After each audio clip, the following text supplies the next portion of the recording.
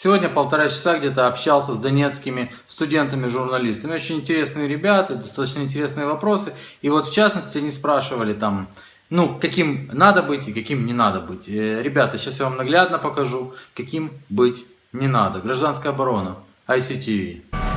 Уже договорились еще в июле о отводе от линии фронта вооружения калибром меньше 100 мм и танков. Договорились. И что мы видим?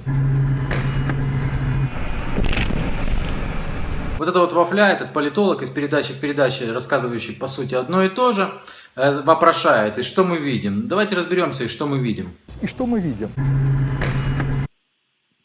Танковая дуэль в Сирии. И что мы видим? Теракт в Волгограде. Ну и сейчас будет вершина мастерства. Смотрите, я же говорил, есть вот журналистика, а есть журналистика курильщика. Вот это журналистика курильщика. Смотрите. Ведь террористы, по всей видимости, не собираются держать слово. Обстрелы, несмотря на все договоренности, продолжаются. 9 августа 2015 года. Залпы, перемирие. Часто за день украинские позиции обстреливают более 100 раз.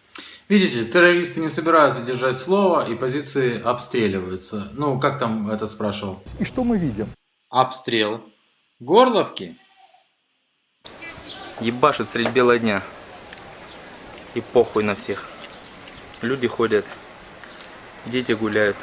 Называется, отстрелялись и хватит. Вот такими быть не надо, потому что это давно уже не журналисты.